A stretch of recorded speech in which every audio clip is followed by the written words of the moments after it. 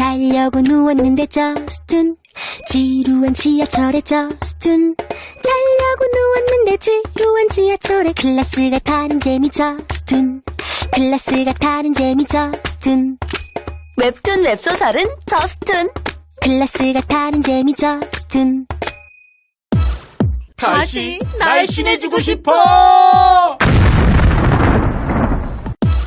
다이어트 해야 하는데 좀 간단한 방법 없을까? 1522-6648 1522-6648 혹은 비타샵을 검색해주세요. 엄마! 가글 했는데 입에서 뭐가 나왔어! 그거 올리덴탈 체크가글이라 그런겨. 지금 쓰고 있는 가글 사용 후 확인해 보셨나요? 무색소, 무알콜, 무계면 활성제의 올리덴탈 체크가글은 쉽게 나온 입안의 이물질을 눈으로 확인할 수 있습니다. 딴지마켓에서 판매 중입니다. 한글도 남보다 빨리 깨치고 참 똑똑했는데 갈수록 실력이 뒤처지는 것 같아 걱정이에요. 혹시 초등학교 교과서 본 적 있어요? 어려운 어휘가 너무 많아요. 학교에서는 어휘 개념을 하나하나 설명해 줄 시간이 정말 부족하잖아요. 그럼 어떡하죠? 내 아이의 어휘만큼은 내가 책임져야죠. 어휘 공부의 정석. 초등어휘 3천, 초등어휘 5천. 검색창에 초등어휘 3천을 쳐보세요.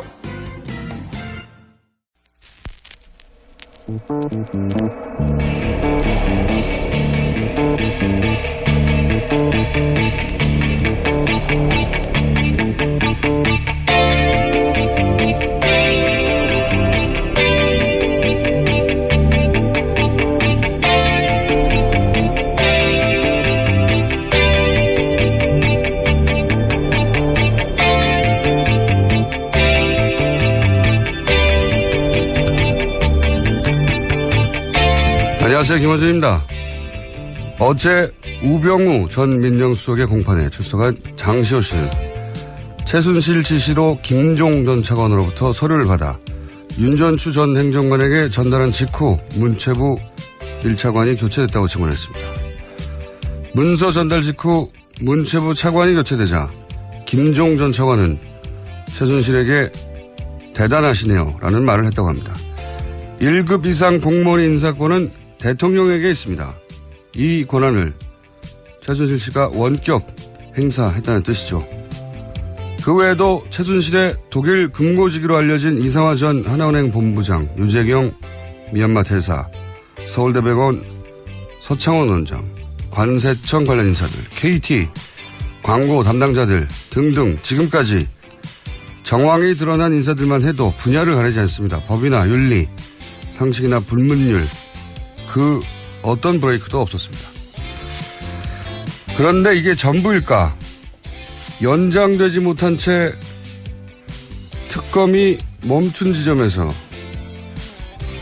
과연 얼마나 더 진도가 나갔는가? 우리 사회 최순실의 흔적은 다 밝혀진 것인가? 뉴스공장은 이 질문을 멈추지 않겠습니다. 김호준의 다짐이었습니다.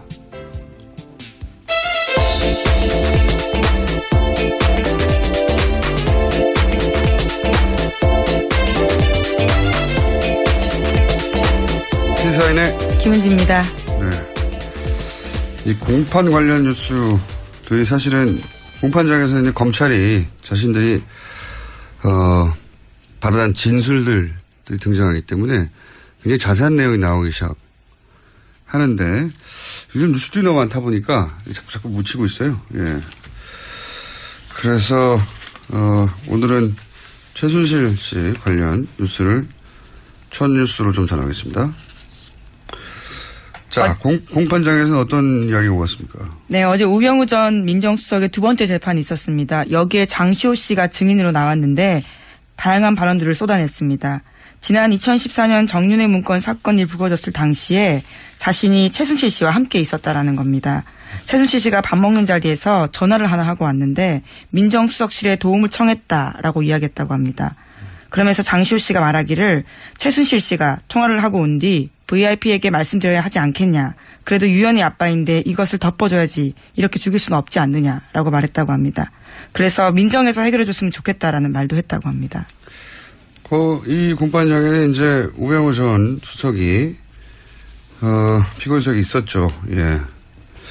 근데 여기에 대해서 우병우 민정수석은 한마디로 말해서 날 아느냐, 날 본 적 있느냐.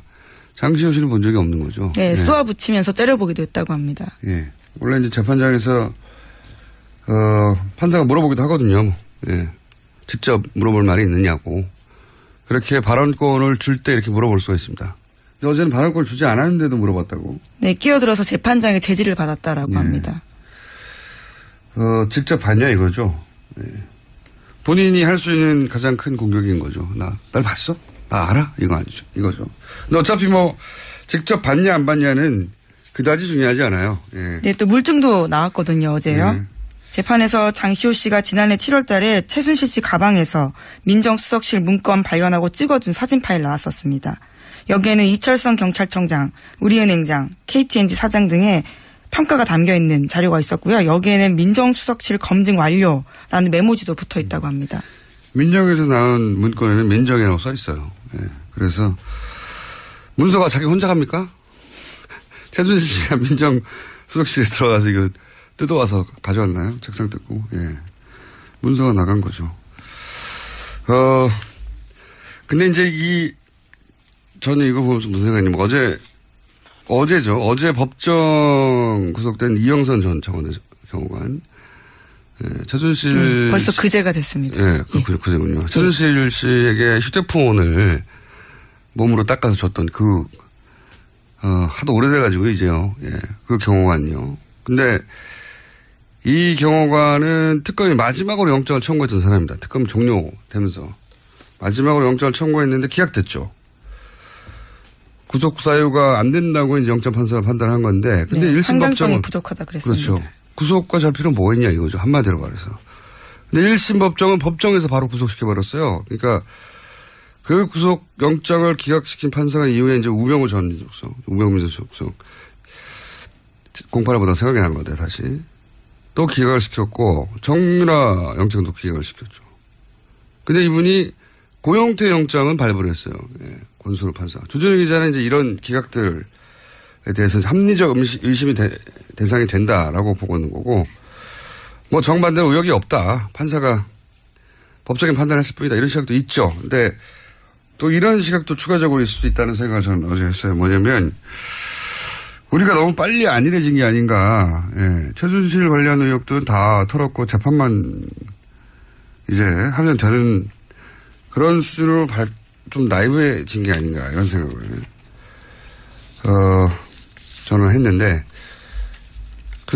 어제 장시호 씨가 이렇게 말했잖아요. 서류를 주고 차관 인사가 나니까 김정돈 차관이 대단하십니다라고 이제 대단하다고 생각하겠죠. 문서 준 즉시 최순실 씨가 차관이 바뀌었으니까요. 차관이 바뀌니까요. 1급 이상은 대통령만 할 수 있는 인사 권한인데 최순실 찍으면 바뀌는 거 아닙니까? 그걸 눈앞에서 본 거죠. 대단합니다 하고 그리고 그 모습을 상상해 보면 최순실 씨가 얼마나 흐뭇하고 뿌듯하게 웃었을까 그 앞에서 생각을 할 수 있는데 상상해 볼 수 있죠. 그래서 저는 최순실 씨가 이런 일이 반복됐을 거 아닙니까? 일종의 권력 중독이지 않았을까. 누구든지 자기가 말하면 날릴 수 있고 혹은 임명할 수 있고 그런데 그로 인해서 책임을 아무것도 질 필요가 없어요. 얼마나 신나요. 동시에 그거 때문에 자기한테 인사청탁을 했거나 또는 그걸 본 사람들이 다 고개를 저어야 될 거 아닙니까? 심각한 권력 중독이기 때문에 우리가 아는 만큼만 휘둘렀겠냐 이거죠. 네. 저는 훨씬 더 많은 일들이 있었을 것이다. 장시호 씨가 어제 이런 이야기도 해서 눈에 좀 띄었는데요. 이모가 항상 서로 개인 생활까지 다 알고 있어서 대통령이 나에게 약점을 잡혔다고 말했고 VIP가 나를 어려워한다 이런 주장을 했다고 합니다. 최순실 씨가 그렇게 생각하고 실제 권력도 휘두르는 정황이 굉장히 많고 그런 정도의 권력 중독이었다면 저질렀던 일들 밝혀지지 않는 것들이 아직도 많을 것 같다.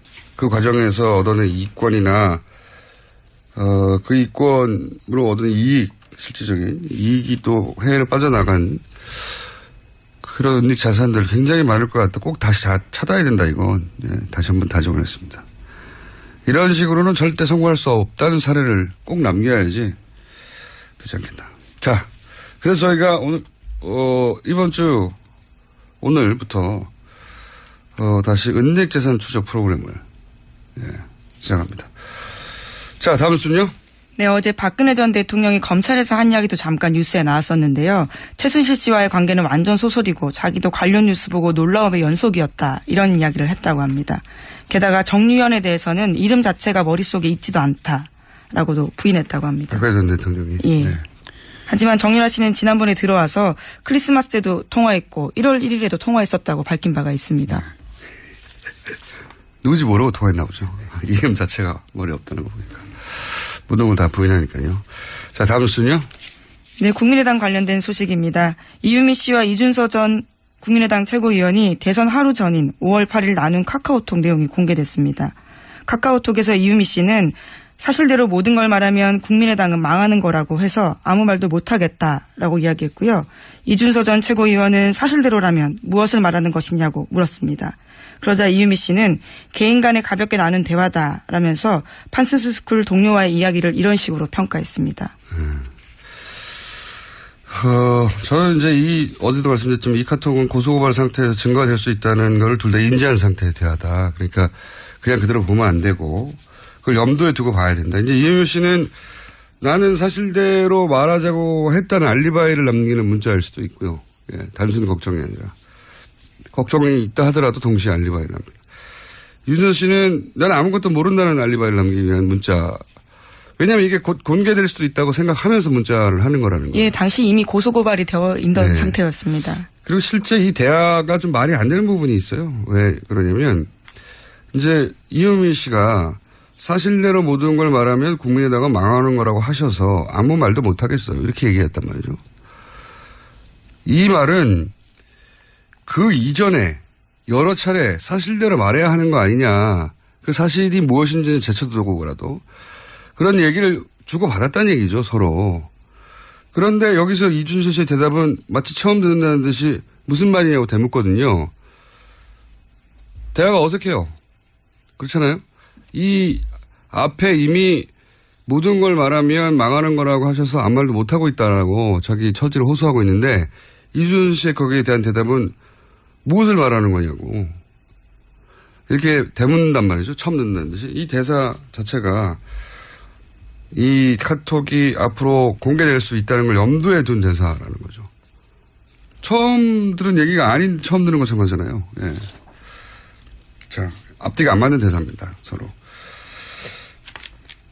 관련해서 뉴스가 좀 많죠? 예. 네, 국민의당이 관련 폭로를 하기 4일 전인 5월 1일에 이준서 전 최고위원이 또 관련된 내용들을 박지원 당시 대표에게 보냈다고 합니다. 이 전 최고위원은 박 전 대표의 전화기 2대 중 한 대에다가 관련된 화면을 보냈고 통화까지 시도했는데요. 통화는 되지 않았고 재차 메시지를 보냈다라고 합니다. 하지만 박지원 전 대표는 이런 내용은 실제로 보고받지 못했다라고 당 진상조사단에 진술했다고 합니다. 그러니까 이제 당과 연결된 고리들은 없다. 예, 직접 당 최고 지도부하고 연결된 고리는 없다는 얘기인 거죠. 예. 본인 휴대폰이 하도 폭탄 문자가 많이 와서 놓고 다녔다는 거잖아요. 2개가 다른 폰을 있었는데. 썼다라는 예, 취지 이야기인데요. 어쨌거나 한 핸드폰에 메시지가 들어갔다라는 건 사실이라는 거죠. 예, 그럼 비서관이 확인을 했지만 예. 뭐 이 정도 중요하면은 따로 전달하겠지 하고 전달 안 했다는 거고요. 예. 이럴 수도 있습니다. 뭐 실제 이런 일이 있을 수도 있죠. 또는 유선으로 전달했을 수도 있고요. 네. 근데 여기서 중요한 건 어쨌든 당과 연결된 고리는 없다. 이것이 이제 당의 입장인 거죠. 현재까지. 예. 예, 하지만 당 진상조사단에서는 관련된 내용이 삭제됐는지 여부는 분석하지 않았다라고 밝히고 있습니다. 분석할 수가 없겠죠. 네. 이건 뭐 수사기관에서 해야 되지. 통신영장 받아서. 이용주 의원도 뭐 녹취를 사전에 들어보진 못했다고 하고, 당 지도부들은 이 사안이 이렇게, 기자회견 하기 전에는 허술한지도 몰랐고, 그리고 이걸 그렇게 활용할 줄도 몰랐다, 최고 지도부에서는. 그런데 이 내용은 며칠 동안 한 30번 이상, 네, 논평되고 막 하고 계속 했거든요. 공격적으로. 난리가 났었는데 당 지도부는 사전에 인지하지 못했다. 예, 하지만 당 논평으로요. 국민의당은 한 사람의 제보를 가지고 기자회견을 할 정도로 무모하지 않다. 이렇게 5월 7일 낸 적이 있거든요. 그렇죠. 예. 그러니까 앞뒤가 안 맞긴 한데. 자, 현재까지는 그렇습니다. 다음 뉴스는요?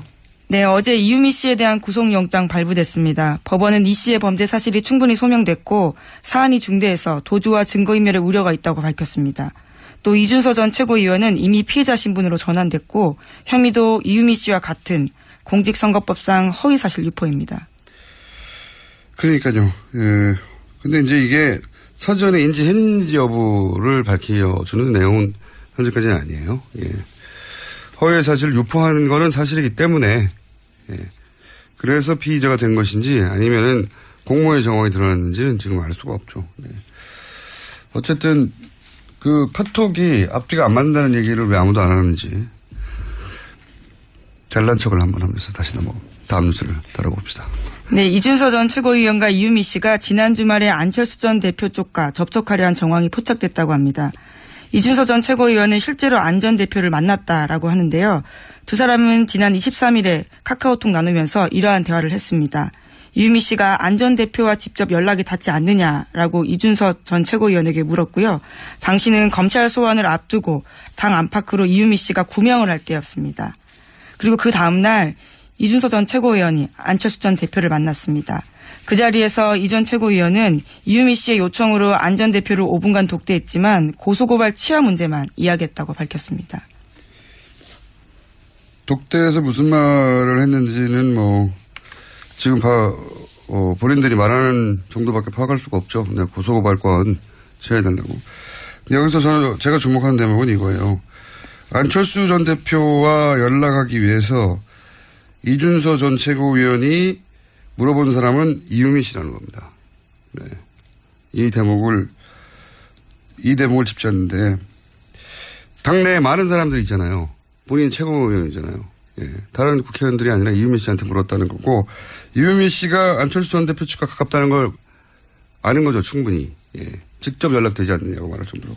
그렇게 생각할 수밖에 없는 게 이유미 씨의 이제 과거 이야기를 계속했지만, 좀 더 구체적으로 얘기하면 청춘 콘서트 때 실무자였어요.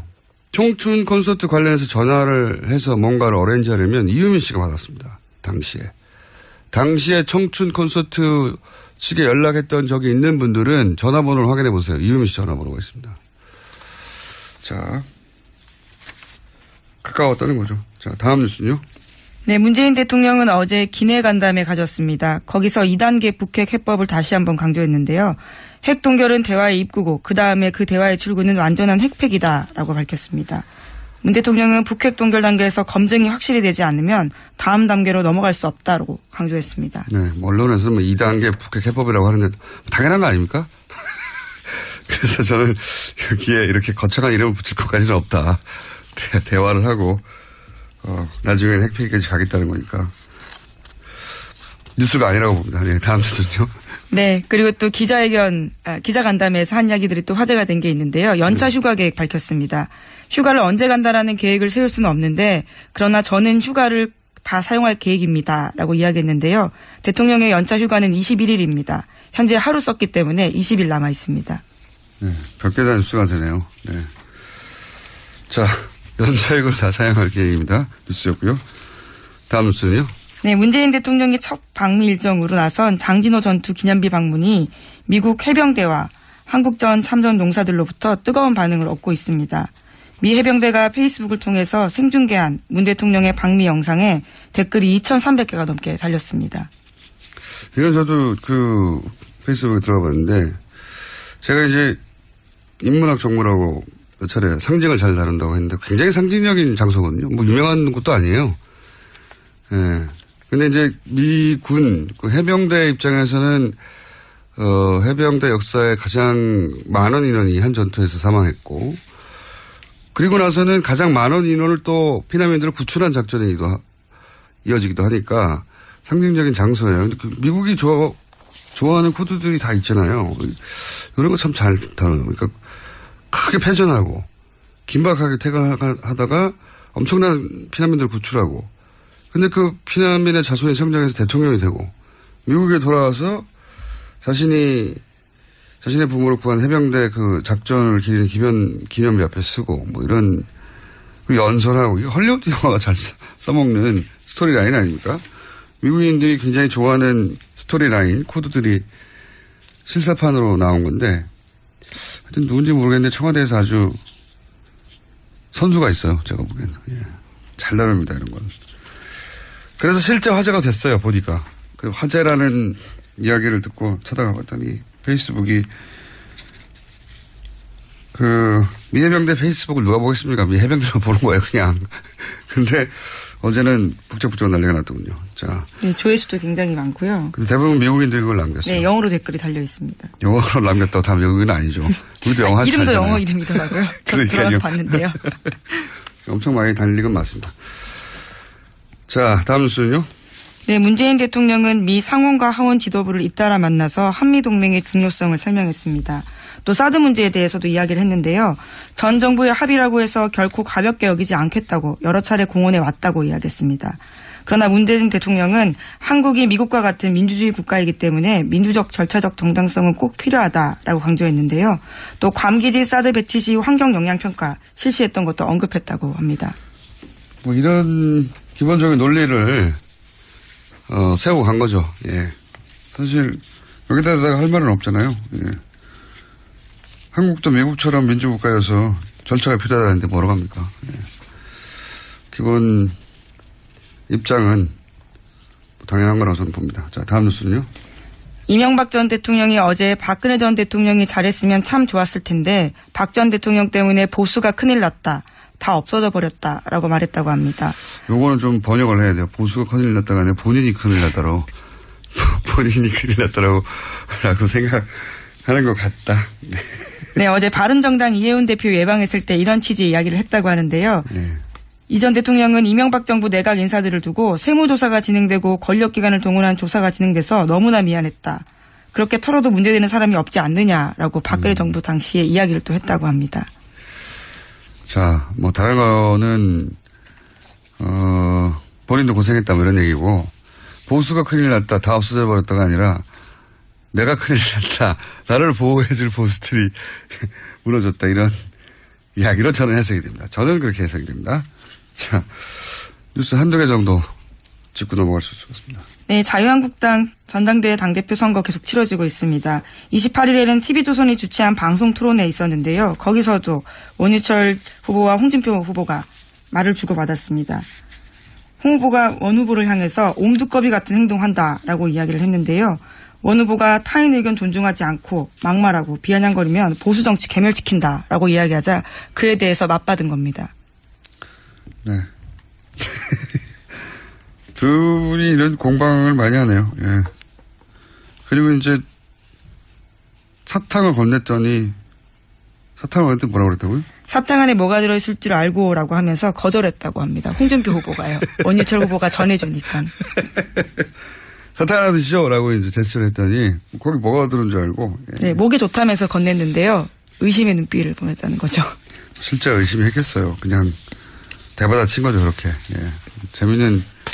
재밌는 설정입니다. 자, 여기까지 하겠습니다. 시사인의 김은지였습니다. 감사합니다.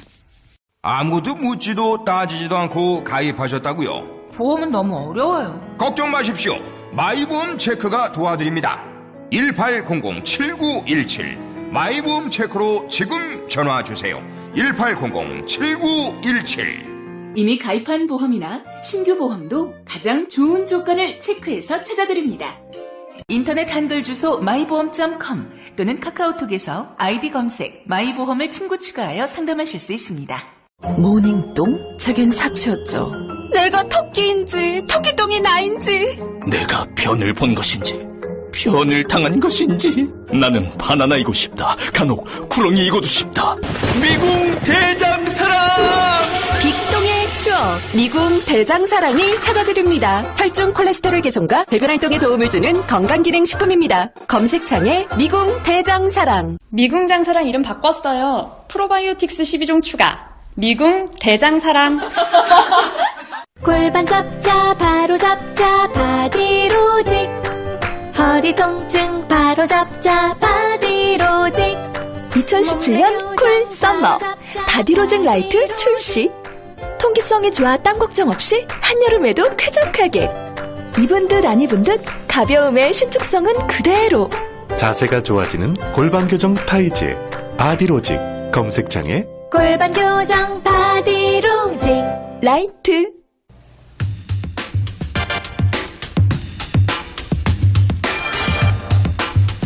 자, 현재 대통령과 함께 미국을 방문하고 있는 더불어민주당 안민석 의원 저희가 잠시 연결해 보겠습니다.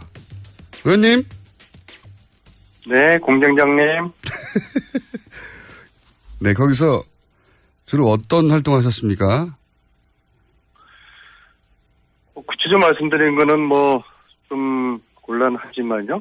저는 지금 이제 공식적으로는 특별 수행원 자격으로 대통령을 지금 함께 하고 있고요. 네. 구체적으로 밝힐 수 있는 부분만 밝혀주십시오. 네, 그렇죠. 어보를 대통령 2일날 귀국하실 때 전용 비행기에 예. 문정왕후 어보와 현정 어보 두 가지 어보가 있어요. 네. 이 두 과 어보를 전용 비행기에 귀국할 때 함께 태우기 위해서 지금 마지막 절차를 진행 중에 있습니다. 그러니까 돌아오실 때는 어버와 함께 돌아오시는 거죠? 네, 그렇게 해야죠. 예. 그것 때문에 가셨는데 그걸 못 하시면은 혼나십니다. 돌아오시면 그거 없이. 자, 어제 국내에서 좀 화제가 됐는데 이 장진호 전투 네. 기념비 참배 그 현지에서는 어땠습니까? 직접 같이 동행하셨습니까? 네네네. 바로 그 대통령 바로 그 뒷자리에 있었고요. 네. 우리 공장장께서도 장진호 전투가 좀 생소하죠. 그렇죠. 예. 국내는 네, 이게 잘 알려지지 않은 전투인데 이게 어마어마했더라고요. 그러니까 함흥철수를 통해서 우리 피난민들 10만 명을 이제 그제도로 날랐지 않습니까? 네. 근데 함흥철수가 가능하게 했던 전투가 바로 장진호 전투를 통해서 네네. 함흥철수할 수 있는 그 환경을 조성을 했으니까 굉장히 중요한 전투죠. 그리고 이제 대통령의 첫 외교 순방의 첫 공식 행사였으니까 의미가. 근데 제가 궁금한 것은 의미가 깊었을 텐데 현지에서는 직접 우리가 못 봤으니까요. 반응이 어땠냐는 우리가 이제 대통령께서 대한민국을 지켜준 미국에 대한 감사의 의미로 거기를 들렀던 것이고 특히 함흥철수 피난민의 아들로 태어난 대통령에게는 이제 남다른 의미가 있지 않겠습니까? 네, 그거는 다 보도됐는데 제가 궁금한 거는 현지의 반응은요. 근데 이게 현지에서 굉장히 고마워하고 이제 장진호 이 추모공원이 지난달에 완공이 되었어요.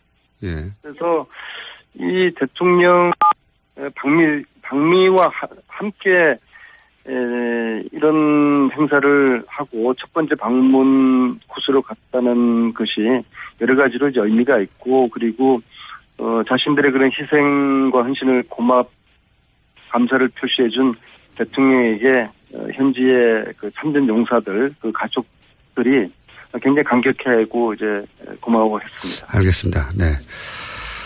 자, 간담회, 미 의회 지도부 간담회에도 참석하셨습니까? 그럼 제가 여기까지 와서 거기 딴짓 하겠습니까? 간담회에서는 어떤 이야기가 오갔습니까? 그 공장장이 그 말씀에 좀 묘한 이행사가 느껴져요. 아니, 어보만 전 신경 쓰신 줄 제가요. 예, 간담회 참석하셨고. 제가 이 간담회에서 두 가지 제가 아주 놀라웠는데요. 첫째는 이제 2시간을 걸쳐서 이 상원 의원, 하원 의원 20명을 만나서 이게 거의 토론회 형식으로 그냥 질의응답, 토론 시간 형식으로 진행됐는데요. 그 하원 의원 9명 1시간 했고요. 상원 의원 11명 1시간 했는데 총 2시간 동안에 상하원 모두 20명이 질문을 거의 다 했어요. 네. 우리 그 문재인 대통령께. 네네. 그래서 이 20명의 상하원 의원이 2시간 동안 질문을 했다는 게 제가 굉장히 놀라웠고요. 두 번째로는 20명이 2시간 질문하는 게 왜 놀랍죠? 20명이나 되니까 한 사람씩 질문하려면 2시간 걸리겠죠. 근데 각각 그렇게 한 분도 빠짐없이 예. 그 질문했다는 게 우리 대통령의 어떤 그 사드라든지 관심 문제에 대한 높았다. 인식과 입장 그런 것들에 대한 관심도를 반영하는 거고요. 제가 두 번째 놀란 것은 예. 대통령께서 즉흥 그런 그 질문에 그 대답을 예. 너무나 아주 그 훌륭하게 잘 그 대응을 하셨어요. 예를 들면 사드 같은 경우에는 형식적 절차에 대한 중요성을 말씀하시면서 의원들을 우리 입장에서 설득을 했고요. 또 의원들이 상당히 수긍하는 고개도 끄덕끄덕하고 그리고 북핵 문제 같은 경우에는 미국이 지금 그동안 일관되게 주장하는 선패기 주장하고는 또 우리의 입장이 조금 다른 게 있거든요. 또 이제 우리의 입장을 이야기를 또 충분히 했고 전체적으로 한미동맹을 존중하고 중시하면서도 또 우리 대한민국의 입장을 또 당당하게 할 말을 다 하는 그런 질의응답을 2시간 동안 대통령이 잘 대처하시는 거 보고서 저는 굉장히 놀랐어요. 그 어떤 대통령의 순발력과 답변 내용과 수준에 정말 저는 굉장히 놀랐어요. 알겠습니다. 지금 김현정 뉴스쇼 CBS 뉴스쇼에도 안민석 의원 인터뷰가 나오고 있다는 제보가 계속 들어오고 있기 때문에 분신술을 사용하시는 겁니까? 아니면 그거는 제가 녹음을 했어요. 3원 중계를 하시는 겁니까? 녹음을 하셨군요. 자, 여러 가지 이야기 하고 싶으시면 제대로 못할 얘기가 많다고 하셔가지고 오늘은 간단하게 여기까지만 듣고요. 혹시 꼭 해야 되는 얘기 있으십니까? 지금 당장? 제가 여기 이제 수행원 자격으로 왔기 때문에 이제 내일 정상회담을 앞두고 제가 지금 말을 극도로 아껴야 되는 그런 그러니까요. 하고 싶은 말을 제대로 못하는 것. 그리고 제가 말을 이렇게 하게 되면은 내일 회담 앞두고 혹시라도 이제 우리의 또 어떤 전략이나 카드가 노출될 수도 있기 때문에 그것은 우리 그 뉴스공장 청취자들께서 그렇게 이해를 좀 해주시기 바라겠습니다. 알겠습니다. 돌아오시면 자세한 이야기 듣도록 하겠습니다. 감사합니다. 네, 수고하세요. 네. 더불어민주당 안민석 의원이었습니다.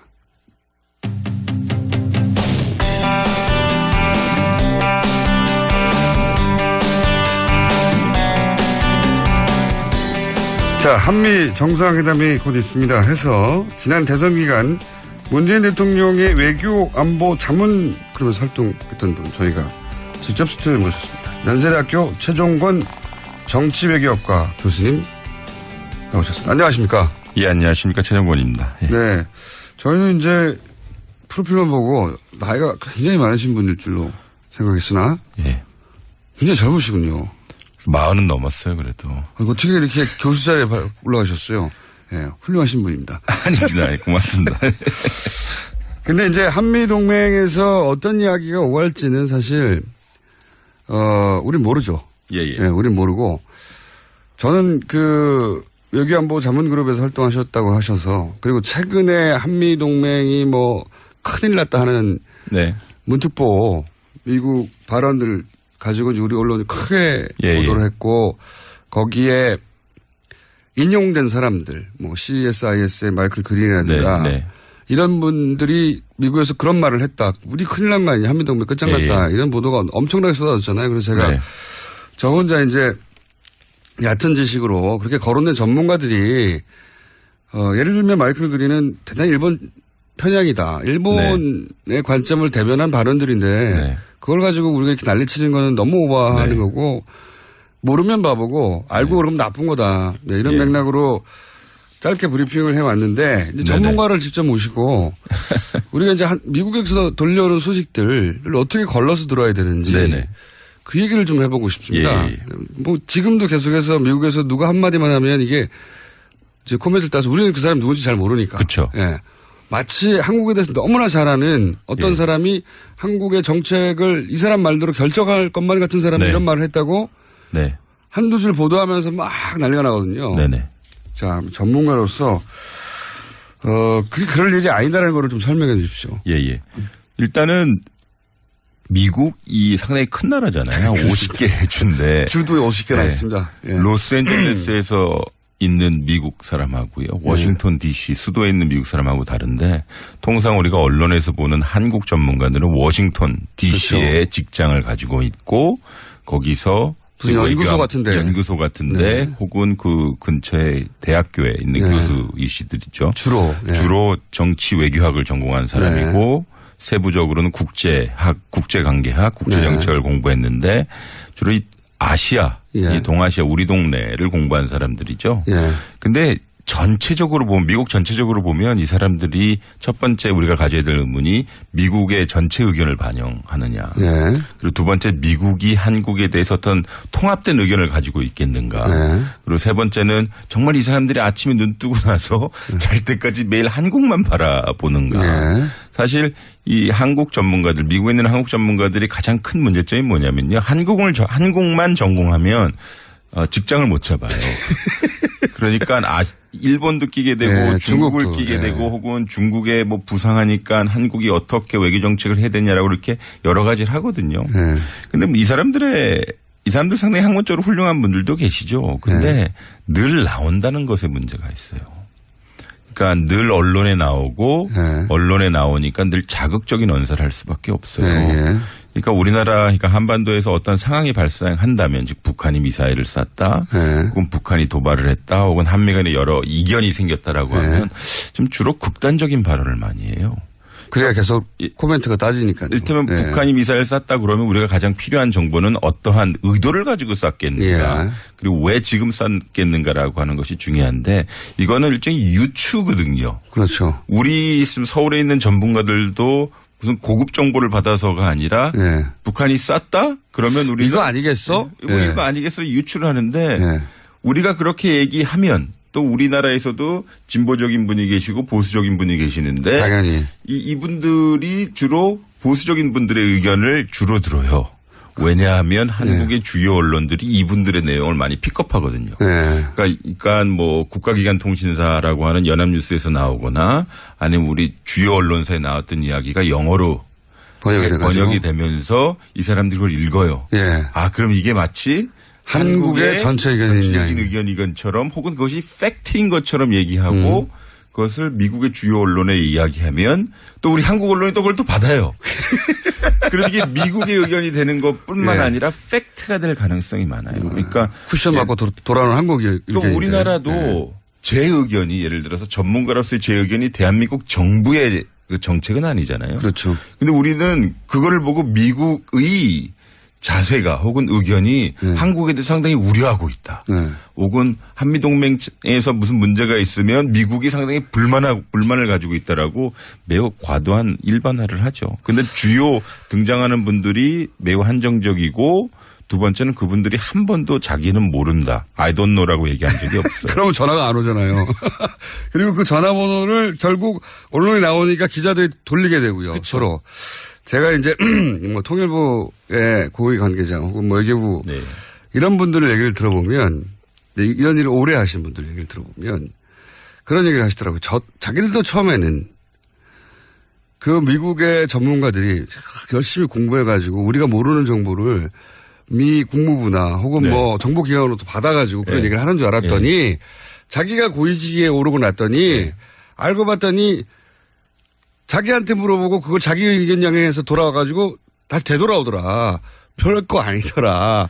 이런 얘기를 하시더라고요. 아니라 이분들이 한국에 오셔요. 그러니까 좋은 비행기 좋은 좌석을 타고 오셔요. 좋은 호텔에 있고 그러면서 이제 소위 여기에 있는 정책 전문가 그리고 정부에 있는 분들을 만나요. 그걸 잘 정리를 해요. 그런데 주로 정책 전문가 자신들의 친구들을 만나는 거거든요. 네. 늘 일을 같이 했던 동료들을 네. 만나는 거예요. 보수 정치, 네. 보수 성향이면 보수 성향이 그러면 심리적으로 어떤 현상이 발생하냐면 일단 그룹 띵크가 생각이 나요. 나는 원래 이렇게 생각했는데 내 친구가 서울에 있는 내 친구가 나랑 비슷하게 생각하면 이것이 일종의 팩트처럼 느껴지고 워싱턴에 돌아가서 야 이게 서울의 기류야. 그러면 우리는 이렇게 해야 돼 저렇게 해야 돼. 근데 그걸 또 우리가 받아요. 우리 특파원이 받아. 그러니까 사실은 우리나라에서 출발한 예를 들어서 뭐 극우적인 어떤 발언이 있다면 그게 돌아가서 미국의 의견이 된다면 한국에 다시 보도됐다. 사실 한국의 의견이었어요. 그게 애초. 근데 여기 이를테면 지난 9년 동안 보수정부 기간이었기 때문에 보수 성향의 연구소, 보수 성향의 학자들이 메인스트림 줄이었거든요. 네. 그러니까 이분들은 어쨌든 한미동맹 상당히 강조하셔요. 저는 뭐 그것에 대해서 동의 많이 하지만 이게 한미동맹이 어떤 내용을 강조하느냐가 상당히 중요해요. 그러니까 동맹 차원의 결정, 한미동맹 국권이 가야 된다라고 하는 이야기는 하지만 선언적으로 거기에 디테일을 말씀 많이 안 하시거든요. 그러니까 한미동맹 강조, 우리 한미동맹 좋습니다라고 그렇게 인식이 돼요. 미국 사람들한테. 근데 그 이면에는 여러 계산서가 딸려 나오는 걸 잘 모르는 거죠. 그렇죠. 그렇게 좋아? 그러면 이것도 사. 그렇죠.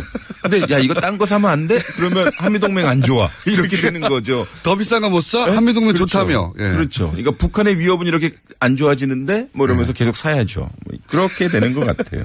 또 한 가지가 그게 이제 쿠션 맞고 오는 한국인이다. 그러면 그런 얘기를 하더라고요. 직접 가서 그 사람들을 만나면 한국에 대해서 모른다고. 우리가 했던 얘기를 그중에서도 자기들 입맛에 맞는 얘기를 반복할 뿐이지 실제 한국에서 어떻게 알겠냐고 그 사람들이. 그러니까 그런 얘기를 제가 들었고요. 그게 상당히 큰 문제인 게요. 예를 들어서 이 사람들이 어떤 사안에 대해서 A라고 주장을 해요. 왜냐하면 A라고 주장하는 자기 친구들의 의견을 들었기 때문이죠. 그렇죠. 근데 실질적으로 사실은 B였어요. 근데 그러면 미국에서도 이걸 B라고 정정을 해야 되거든요. 근데 이 전문가들의 이야기를 듣는 사람들, 미국 시민들은 A라고 맨날 느끼는 거예요. 그러니까 예를 들어서 진보 정부 시기라고 했던 노무현 정부 시기에는 한미동맹 안 좋았어라는 얘기를 했는데 사실상 동맹이라고 하는 것은 과정도 중요하지만 결과, 성적표가 중요하거든요. 그러니까 이론적인 측면에서 동맹이 가장 완벽하고 가장 강하다라고 얘기했을 때 내 동맹이 다른 나라에서 전쟁이 있었을 때 내가 도와주는 거예요. 그렇죠. 그럼 우리는 이라크에 파병을 했거든요. 근데 이라크에 우리가 미국, 영국 다음으로 가장 큰 숫자의 지상군을 파병했습니다. 그리고 경제적으로 한미 FTA 했거든요. 그리고 우리 당시에 외교부 장관이라고 하는 반기문 장관을 미국의 지원하에 유엔 사무총장에 당선시켰어요. 그러니까 정치적인 것이나 군사적인 것이나 경제적으로 한미가 잘 됐거든요. 물론 그때 우리가 고분고분하진 않았죠. 우리가 원하는 것에 대해서 의견을 피력했고 거기에서 한미가 협상을 해서 이 중간 지점에 다다른 것이거든요. 즉 동맹끼리는 친구라고 한다면 싫은 얘기도 하고 삐지기도 하고 다른 의견을 얘기를 하는 건데 아니 어떻게 한국이 갑자기 말대꾸를 하지? 자기가 원하는 걸 얘기하지? 그러면 어색하기도 하지만 그러면서 한미동맹 흔들린다라고 이야기할 수도 있는 거예요. 그것이 어색한 사람이거나 혹은 그걸 바라보다 야, 한국이 말대꾸를 하네? 라는 걸 처음 본 사람들은 그리고 한국 내에 미국 내에 그런 걸 느끼는 사람들보다 더 문제는 한국 내에 그런 걸 느끼는 사람들이 있단 말이죠. 극히 있죠. 일부가. 그 사람들이 야, 한국이 미국말 안 들으면 어떻게 한미동맹이 큰일 났어. 라는 멘트를 하면 그게 미국에 가가지고 다시 큰일 났다고 말하는 사람들에 의해서 되새겨지고. 그렇죠. 그러니까 한국의 주류는 한미동맹 어떤 특정 정부가 예를 들어서 노무현 정부, 김대중 정부, 지금 문재인 정부가 미국이 취하는 정책보다 약간 결이 다를 때 야, 한미동맹의 근간이 흔들리고 있어라고 얘기해요. 근데 이분들이 문제는 뭐냐면 한미동맹이 강해야 된다고 주장했고 지난 9년 동안 한미동맹이 더 이상 강할 수 없을 정도로 강하다고 얘기했거든요. 근데 조금의 정책의 차이가 혹은 조정기가 있다면 한미동맹 근간이 흔들린다라고 얘기해요. 미국이 말한 대로 하지 않고 다른 생각을 하는 것은 한미동맹이 깨진다고 생각해요. 한미동맹을 미국 말대로 하는 걸로 이해하고 있는 겁니다. 그분들은. 미국도 지금 상원 하원이 있고요. 예를 들어서 텍사스나 시카고나 일리노이나 아니면은 몬타나 이런 데가 다 다른 각기 미국의 이익을 대변하거든요. 그러니까 농수산물 혹은 축산물이 대부분인 몬타나 이런 데서는 한국이 무역 시장을 더 적극적으로 개방하라고 그래요. 근데 이제 캘리포니아 이런 쪽에서는 이민 정책을 더 완화하라고 그래요. 왜냐면 한국에 좋은 인텔리들을 좀 데려오고 싶어 하거든요. 근데 워싱턴에 있는 소위 안보 전문가들은 한미 관계 디테일을 잘 얘기 안 하고 그냥 북한만 이야기하는 것이어서. 그분들은 그리고 몇십 년째 북한 망한다고 그러고. 예. 그래서 늘 얘기하고 지금까지 왜 안 망했는지를 설명해야 되거든요. 근데 똑같은 말을 몇십 년째 하는 분들 기다리라고 하시죠. 또 한 가지 제가 몇 번 얘기했지만 그렇구나. 한국의 의견이 글로 쿠션 맞고 와서 마치 미국의 의견 전체를 대변하는 것처럼 돌아오는 경우도 많고 특히 극우적인 우파적인 견해들이 또 하나는 그 소위 그런 그 논평가들이라고 하는 사람들이 대부분 전략연구소나 교수라고 했는데 전략연구소 혹은 뭐 그런 곳들의 교수들이 왔다 갔다 하죠. 연구소와. 근데 그 연구소들이 얼마나 일본의 재단, 일본의 용역, 연구 용역, 일본의 관리에 노출되어 있고 우리보다 훨씬 더 많이. 그래서 일본적 시각을 얼마나 많이 반영하는가도 그런 외신을 전할 때 없어요. 그러니까 은연중에 그들이 예를 들어서 한일 위안부를 파기하면 혹은 거기에 대해서 우리가 재협상을 하고자 한다면 한일 관계뿐만 아니라 한미일 관계가 흔들리고 더군다나 한국의 국제적인 신용이 떨어진다라고 얘기해요. 그게 일본의 전략이다. 그렇죠. 근데 미국 사람을 통해서 이야기해 일리가 있긴 해요. 다만 그것이 다 사실이 아니라는 거죠. 그리고 그게 일본이나 미국의 이익이죠. 그렇죠. 위안부 문제 같은 경우는 유엔에서 재협상을 해야 된다고 늘 주장하고요. 유엔에서. 그리고 유럽 같은 경우는 이게 말이 안 된다라고 하는 상당히 피해자를 생각하지 않은 일방적인 합의인데 우리는 상당히 그런 식으로 이야기할 수 있는데 당연히 늘 미국 쪽에 특정 인물의 의견만 받아들여서 예를 들면 마이클 그린. 뭐 제가 말씀드리지 않았습니다만 그래서 그러니까 일본이 미국의 입을 통해서 하는 이야기를 우리가 미국의 이야기라고 굳이곧대로만 해석해버리는. 그러니까 중요한 거죠. 우리도 이제 주눅 들지 말고요. 민주주의 대 민주주의가 맺은 동맹이거든요. 근데 동맹의 영역으로만 들어가면 우리가 가지고 있는 민주주의를 포기해야 된다는 느낌이 들어요. 예를 들어서 우리 국민의 권익, 우리의 이익, 그리고 민주주의의 적법성과 절차성이 동맹만 안에 들어가면 동맹 차원의 결정이라는 이름으로 많이 우리가 포기해야 한미동맹이 유지되고 그래야 잘하는 것처럼. 근데 미국 사람들도 민주주의 상당히 중요하게 생각하고 특히 요새 민주주의를 많이 갈망하거든요. 그래서 우리가 민주주의를 이야기하면 상당히 좋게 받아들일 수 있어요. 그러니까 우리 어떻게 헌법을 어기고 동맹을 지지할 수 있겠느냐. 그러면 한미동맹 근간이 흔들린다라고 사실 맺혀야 되거든요. 그렇죠. 그러니까 대한민국 민주주의가 강해져야만 동맹이 강해진다라고 이야기하는 것이지 특정 이익이나 특정 그룹의 발언으로 동맹이 강해지는 건 아니거든요. 교수님 말씀도 잘하시고 목소리도 좋고. 근데 오디오형입니다. 비디오형.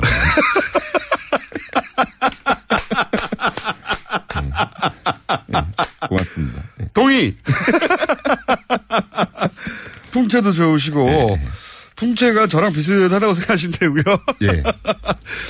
머리 크기도 비슷하시고. 어깨가 좋습니다. 어깨가 좋습니다. 앞으로, 한미 간에 사드 관련해서 그렇고, 여러 가지 이야기들이 나올 테니까 교수님 좀 자주 좀 나와주십시오. 알겠습니다. 저희 고정 이야기입니다, 거의. 근처에 살아요. 오늘 여기까지 하겠습니다. 지금까지 연세대 최종권 정치외학학교 교수였습니다. 2부에서, 3부에서 뵙겠습니다.